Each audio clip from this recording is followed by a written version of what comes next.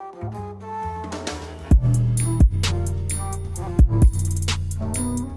guys, so in this video I wanted to talk about high caliber rounds and show how necessary or how unnecessary they are. Spoiler alert, they are very effective, so I did this mostly for myself, but I think others have already done this video.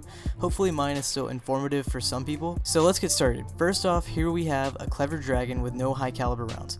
Here's the recoil pattern slowed down a little bit. Now the key here is to pay attention to the health bar. So you see at about 30% health left, give or take about 5%, that the reticle bounces very high compared to the first bounce from the first burst. Meaning without high caliber rounds, you need 2 full bursts to stagger the person you're shooting if they're sniping or using a scout rifle. So now let's take a look at high caliber rounds on a clever dragon. Now let's slow it down.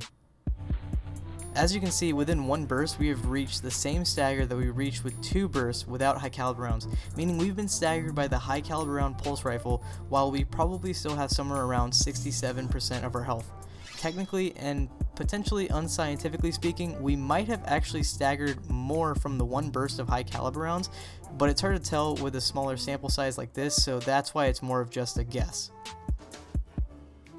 Hopefully all of that is being shown well on the screen right now with my little line drawings.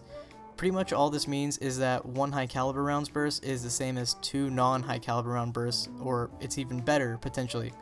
In terms of stagger at least, obviously not in terms of damage.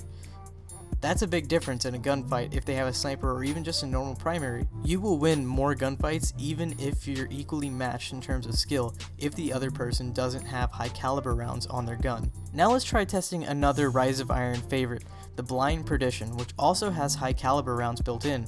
Without high caliber rounds, it performed about the same as the clever dragon, also without high caliber rounds.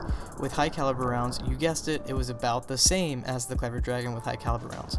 There was a little bit of difference in the first burst, seeming to cause a little bit more flinch than the clever dragon, but this could have been something else being factored in, and the small amount of increased flinch seemed somewhat negligible. In the second burst, it seemed to reach max flinch, but Clever Dragon also did this in the second burst. What does this all mean? It just means use whatever you want, but high caliber rounds are very hard to fight against, so you might want to use them.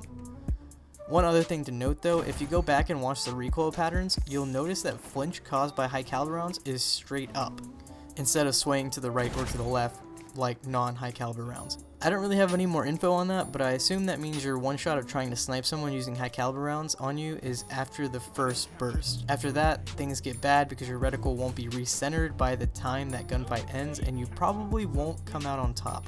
If you're fighting something slower like a scout or a hand cannon, you'll be able to pace your shots a lot better even if they do have high caliber rounds. And that's all I got for this video. I hope that was informative, and I will catch you guys later. Peace.